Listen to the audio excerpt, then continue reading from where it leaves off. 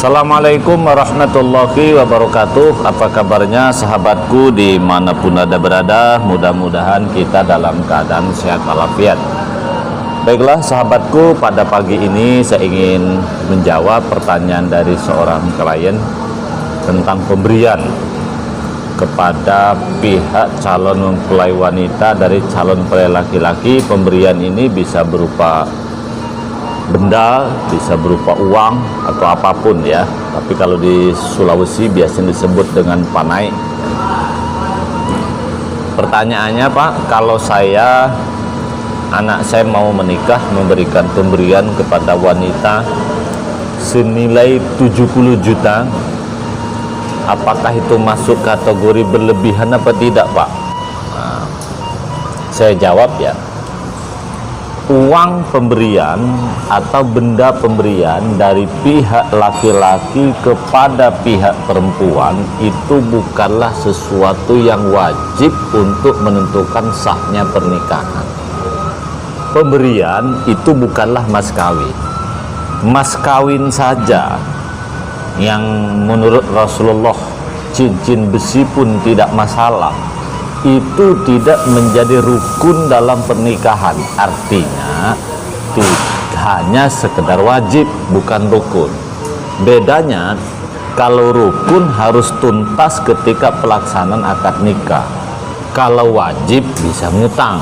Makanya mas kawin tidak harus ada ketika akad nikah, bisa saja akadnya ngutang. Apalagi ini pemberian. Nah, jadi pemberian ini ya tidak wajib. Namanya wajib saja tidak, apalagi rukun. Maka kalau pertanyaannya, kalau nilainya 70 juta itu bagian dari memberatkan atau tidak, terlalu besar atau tidak, ya sangat ditentukan antara satu pasangan dengan pasangan orang lain berbeda-beda. Tapi saya hanya ingin berikan gambaran begini ya. Prinsip pemberian itu menurut saya 3 saja. Harus suka sama suka, harus saling mengikhlaskan berapapun pemberiannya. Yang kedua ya, barang yang diberikan itu barang halal, jangan sampai tidak halal. Yang ketiga ya, barang yang diberikan itu tidak menyebabkan mudarat kepada kedua mempelai. Mudarat pertama, mudarat tentang batal apa tidak gara-gara pemberian itu pernikahan. Yang kedua, setelah akad nikah akan menimbulkan masalah apa tidak, batal atau tidak itu begini. Misalnya ini sewanita suka sama suka, calon yang menikah ini suka sama suka, tapi gara-gara ada pemberian dari pihak laki-laki kepada pihak perempuan atas permintaan dari pihak perempuan, menjadikan laki-laki itu mundur karena tidak ada uang, maka pemberian itu jadi dosa. Jadi pastikan berapapun nilai pemberian itu jangan sampai membatalkan pernikahan, itu dosa. Yang kedua, oke, pernikahannya tidak batal, lanjut dia ke pernikahan, kira-kira akan berdampak buruk apa tidak setelah akad nikah. Misalnya ya, ini si laki-laki baru hidup itu artinya baru mandiri, baru bekerja ya, uang itu akhirnya terpaksa ngutang.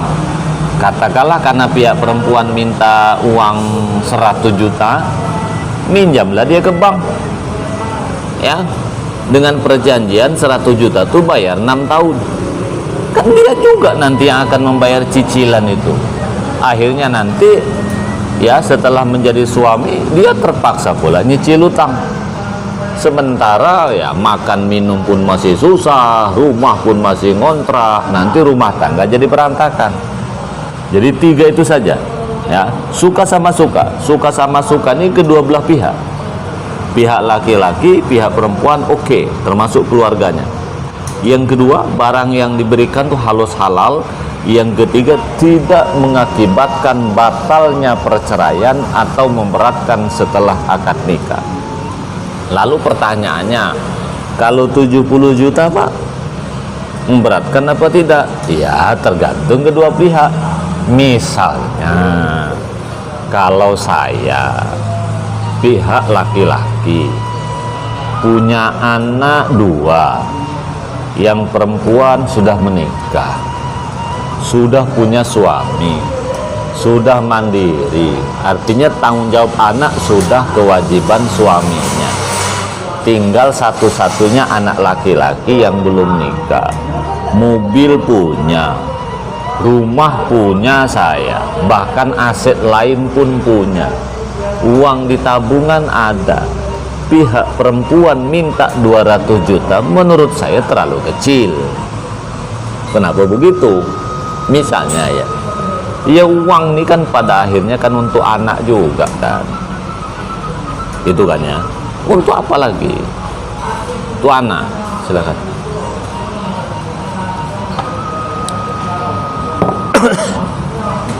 Ya, makasih ya.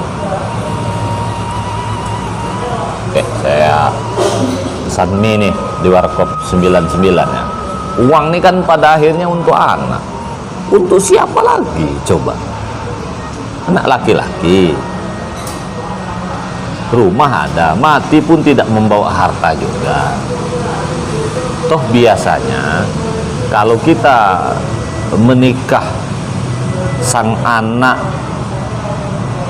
kita hargai, salah satunya dengan permintaan uang, katakanlah senilai 100 juta yang akan diberikan kepada keluarga istri, kan anak juga ikut bahagia, walaupun itu sesuatu yang tidak wajib.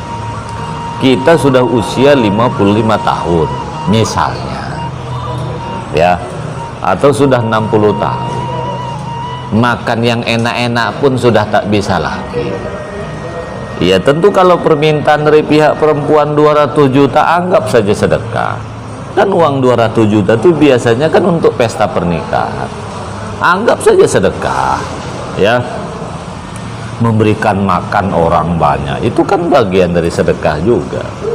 Memberikan orang lain misalnya dalam bentuk souvenir ya, dalam bentuk yang lain, membuat semua keluarga bergembira, itu kan sedekah juga. Kalau seperti itu 200 juta jangan pelit-pelit.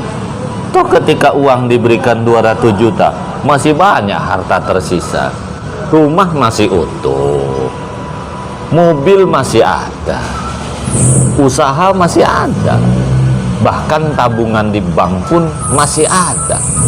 Jadi nggak masalah. Apalagi ini, apalagi ya, pihak perempuan juga memiliki nilai tinggi. Nilai tinggi itu setidak-tidaknya dilihat dari 3. Akhlaknya baik, santun, sopan, rajin sholat, rajin ibadah, santri pula.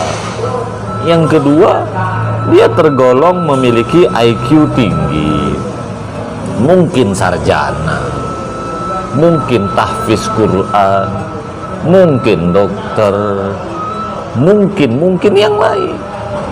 Yang ketiga, berparas cantik, yang diperebutkan banyak orang. Apalagi itu, sudahlah pihak laki-laki, keluarga laki-laki itu kayaknya cukup. Ketika uang diberikan 200 juta pun tak berkurang. Pihak wanita juga memiliki kualitas yang tinggi, akhlaknya baik, otaknya bagus, cantik pula. 200 juta tuh nggak ada apa-apanya. Toh uang juga akan diberikan ke masyarakat dalam bentuk makan bersama-sama kan. Itu cara menghitungnya ya. Tetapi sebaliknya, kalau pihak kita, pihak laki-laki, gara-gara uang misalnya 200 juta diberikan kepada pihak wanita, jual rumah, jual kebun, melelang ini, yang pada akhirnya sekolah adik-adiknya akan terbengkalai. Sekolah adik tuh maksudnya akad nikah tuh orang kakak ya, Misalnya akad nikah tuh kakaknya, adik-adiknya masih sekolah, gara-gara kakaknya mau nikah, permintaan wanita minta duit 200 juta, nanti adik-adiknya tak bisa lanjut sekolah, ngutang sana ngutang sini, lelang sana lelang sini, ya itu tidak boleh ya. Jadi intinya uang pemberian tuh bisa dikatakan uang santai, kira-kira begitu ya. Begitu juga pihak perempuan, jangan pula terlalu tinggi permintaan, ya biasa aja. Ini kadang anak kita pun belum tentu baik akhlaknya, otak pun kurang ya, cantik pun tidak, minta pula harga sampai tinggi. Menurut saya ya pakai hitung-hitungan juga lah kita ini minta, pakai perasaan anak kita ini siapa, cocok apa tidak minta sebanyak itu. Adat betul, saya paham, permintaan itu kan gara-gara adat ya.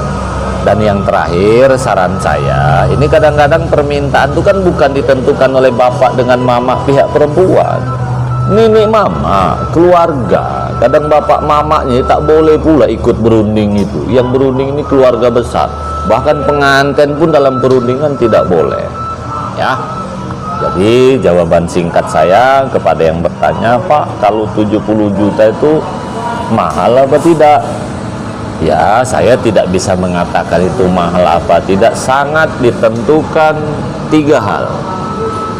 Yang pertama, budaya di situ bagaimana? Kalau budaya di lingkungan itu memang biasa tinggi, ya berarti 70 juta itu rendah. Tapi kalau budaya yang ada di situ biasanya 10 juta, tiba-tiba minta 10 juta, ya berarti tinggi. Itu satu ukurannya ya. Yang kedua, pihak laki-laki ini masuk kategori yang mampu apa tidak? Bapaknya ini punya segalanya apa tidak? Sang calon pengantin pria ini kira-kira uangnya cukup apa tidak? Punya tabungan apa tidak? Kalau kira-kira gara-gara permintaan 70 juta itu ngutang sana ngutang sini, yang mengakibatkan rumah tangga nanti akan menjadikan hutang banyak, adik-adiknya tak bisa nikah sekolah lagi, kemudian dia pun terjerat hutang ya, apalagi sampai batalnya pernikahan, berarti itu jadi memberatkan, jadi dosa itu lagi. Kemudian mahal di sini juga ditentukan oleh pihak perempuan. Kira-kira perempuannya orang yang berkelas apa tidak? Orang yang memiliki akhlak apa tidak? Orang yang beriman apa tidak? Cantik apa tidak? Otaknya bagaimana? Menurut saya sangat ditentukan oleh 3 hal tadi. Tapi saya ulangi ya, tapi apapun masalahnya, pemberian, panai, jujurkah, apapun namanya, tidak ada dalam ajaran agama. Karena rukun nikah hanya 5. Ada wali, 2 saksi, ijab kabul, ada kemudian ada pengantin pria, dan 1 akidah. Mas kawin itu hanya wajib, bukan rukun. Artinya bisa tidak dibayarkan ketika akad nikah, bisa saja ditunda, apalagi pemberian. Saya kira itu ya sahabatku, mudah-mudahan kita yang belum nikah dapat menemukan jodoh yang saling mengerti. Bagi anak-anak kita yang menikah, pentingnya sebelum proses melamar, nelisik dulu supaya kita tidak malu. Makanya tahapan mau akad nikah itu kan, 1, anak nih mau apa tidak, budayanya bagaimana. Setelah semua ready, baru terjadi lamar. Setelah lamar, baru akad nikah. Jangan sampai terjadi melamar nanti ternyata segala sesuatunya malah menjadi berantakan. Saya kira demikian, kurang lebihnya sahabatku, khususnya kepada yang bertanya. Bagi yang belum jelas silahkan bisa bertanya di nomor WA saya 0811 772 633. Saya kira demikian, kurang lebihnya mohon maaf. Assalamualaikum warahmatullahi wabarakatuh.